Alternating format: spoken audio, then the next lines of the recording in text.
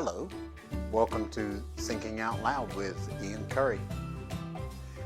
Do you know grumpy or difficult people? You know, those people you sometimes wish you didn't have to be around. They are usually not much fun, are they? Sometimes it seems like you can't win and nothing you do or say comes out right. You know, when situations seem to get worse the more you try to fix them. Those people. My mum used to say, there's no pleasing some people.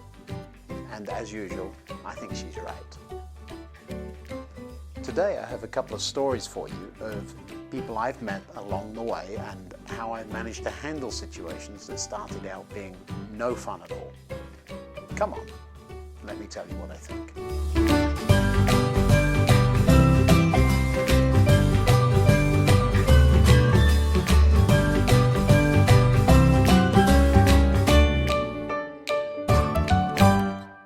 I'm trying hard to make sure you can watch these videos in any order you like, and you shouldn't have too many distractions. But some of you are starting to notice things that are in one or two of them called Easter eggs. Well done if you're finding them, and if you don't know what I'm talking about, that's perfectly fine. But there are no prizes. Just as with the model railway, I can't just make a video now, can I? You've already met Peter, you just didn't know his name. And you don't know much about him, other than he keeps popping up in these videos. Have you noticed him before? We first thought he was a train robber. Do you remember that? Peter is quite like Eeyore from Winnie the Pooh. We lived in the same town and we worked close to each other. And we sometimes met on the way home and walked together. And because of that, we got to know each other. On days off, we'd sometimes go for a walk, and since we both enjoyed walking, we'd just do that. We might be walking along on a hot summer's day, and I'd say, "What a lovely day," and Peter would say, "It'll probably rain." Or I'd say, "Shall we buy an ice cream?" and he'd say, "No, it'll only spoil my dinner." I don't know why we were friends, really, but somehow we got along, and we often walked together, and sometimes he would tell me about his hobbies. He had a collection of lamps, and they were very interesting. You've seen a few of the lamps that I have occasionally too, haven't you? If we sat on a bench where there was a beautiful view, he would get out his newspaper and he would read that instead of looking at the lovely view. If I asked, "What's the news?" he might say, "Oh, the usual." And he really didn't look up. I'd tease him and say something like, "Doom and gloom then?" And he would grunt, But he never really got into detail. It might be that we were opposites or that we never got into arguments, but other than that, and the fact that we liked to walk, we really had nothing much in common. But we were still friends. Peter was a grumpy person, but he wasn't particularly difficult. People are funny, aren't they? A difficult person I knew was a manager I worked with long ago. I was responsible for one large department and he was the leader of another department. And we usually didn't have to work together at all very much. But sometimes big decisions overlapped both departments. We usually got along reasonably well, but one day, while he was on holiday for a whole fortnight, I had to make a decision that would affect his department as well as mine. It just couldn't wait. I asked several colleagues and leaders around me, as well as several leaders from his teams.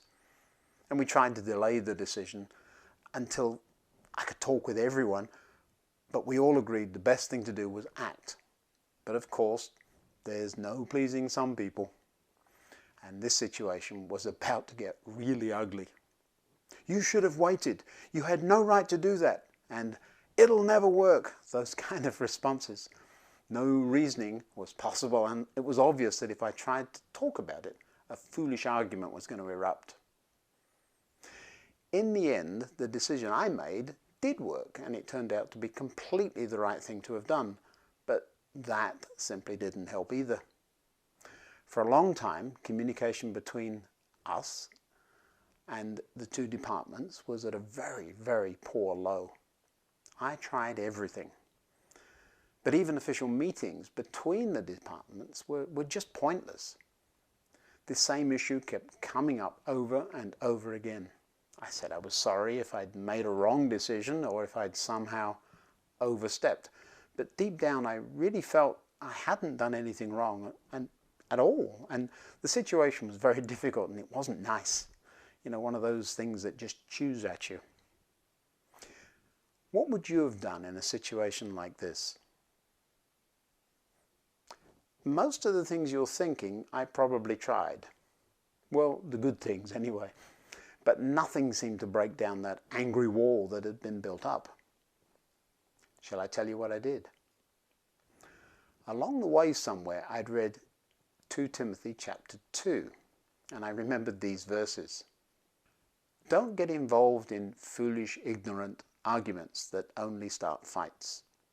A servant of the Lord must not quarrel, but must be kind to everyone, be able to teach, and be patient with difficult people. Gently instruct those who oppose truth. Perhaps God will change those people's hearts, and they will learn the truth. Then they will come to their senses. And that last part I loved, then they will come to their senses. I'm one of those people that can act quickly and decisively, but I always spend time replaying decisions that I have made over and over in my head, especially if they were quick decisions. And I wonder, did I do the right thing, or could I have handled a situation differently? This decision was replayed many, many times, but always it had the same outcome. Sometimes you just can't win. There's another famous verse found in Romans chapter 12 that says, "Do not be overcome by evil, but overcome evil with good."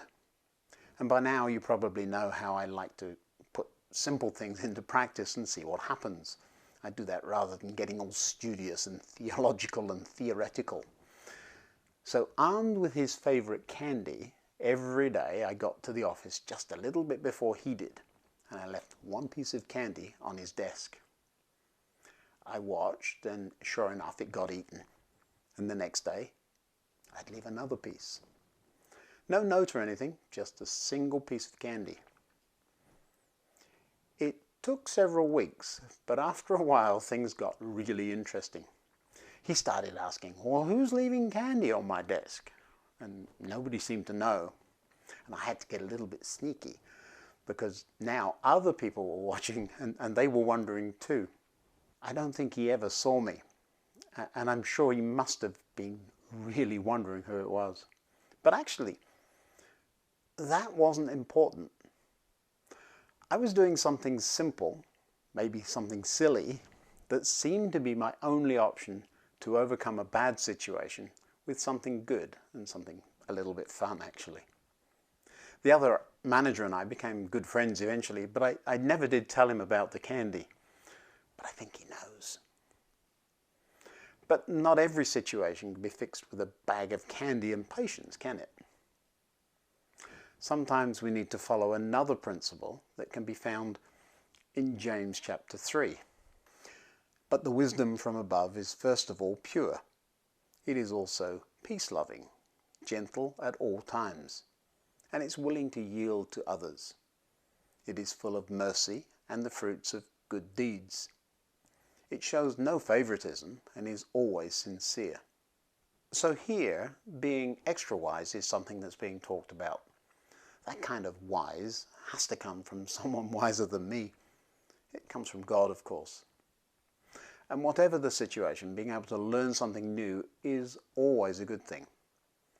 We have to be careful to be teachable, no matter how right we are, don't we? Another situation more recently turned out to be a good lesson for me. At an airport waiting to work a flight home, I remember wondering why that passenger over there was struggling so much with simple tasks. And watching people around her, it was obviously very frustrating. While I was handling some paperwork, my crew helped her out and even bought coffee and breakfast before she got on the plane. The poor lady was having a horrible time with just about everything, including the small child that was with her. It would have been easy to make quick judgment calls on that one and say things that were really cutting, or for that matter, step aside and ignore the obvious difficulty and just let her get on with it. I'm sure one of the things regular travelers are well aware of is how hard it can be when a crying baby is on an aircraft. So I think many of the passengers were thinking, ooh, I do hope I'm not sitting where that woman is or anywhere near her. Please no. But once we got to the bottom of what was going on, we discovered the woman's husband had been killed in a road accident the night before. What a horrible tragedy. No wonder she was struggling. When we knew that one detail, everything else made sense. But I was so proud to be working with a crew that day that didn't have to change the way they treated someone because of what they knew about them. They were already being compassionate and kind and helping in every way they could without knowing the details of the situation. And that here is key. The way we treat people shouldn't need to change just because we know the circumstances. Of course, we may have more understanding or perhaps more empathy, but our actions, those of sincerely caring and loving for people, should not need to change just because of what we know. That's a really tough thing to think about, isn't it? What would you have done before you knew the whole story there? Sometimes when we find out the whole story, we can feel quite ashamed about what we thought before we knew the details, can't we?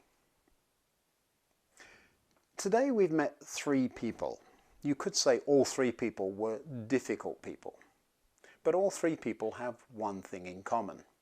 All were, as Genesis puts it, created in God's image. Genesis chapter 1 says, "So God created human beings in his own image. In the image of God he created them. Male and female he created them." He says it 3 times there. If we think of people representing something God made, specifically in his image, it might make a big difference when we claim to love God. Perhaps that can help us make choices about how we treat difficult people. My grumpy friend Peter, who I said was like Eeyore, I'm probably in the bakery there buying a lunchtime treat that would spoil his dinner, was sometimes hard to be around. But we were friends. With Peter, we both knew to avoid those foolish, ignorant arguments that only start fights. And as a result, walked together for several years as friends. My manager friend, who was won over with candy left on his desk, perhaps eventually came to his senses. But I told you, often I look back on that incident and I wondered if I could have done anything different. And would it have helped? And could I have kept the peace?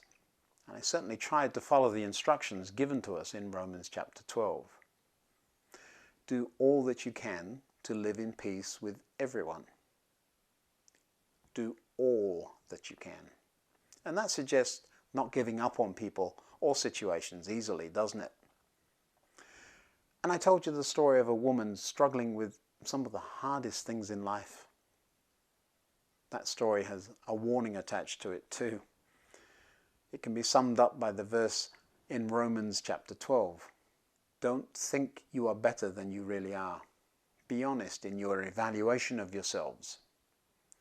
Measure yourselves by the faith God has given us. It would have been very easy to jump to the wrong conclusion in that situation, wouldn't it? Our reaction to difficult situations and difficult people will be affected by our deepest beliefs. And those will leak out when we encounter difficult people and difficult times. What leaks out of you when you meet difficult people? Sometimes it isn't easy to get things right, is it? There's just no pleasing some people. Thank you for visiting and watching these videos. I hope you've enjoyed thinking about these situations with me. Now, don't just send this video to your difficult friends. Send the link to all of your friends. This has been Thinking Out Loud with Ian Currey. Until next time, goodbye.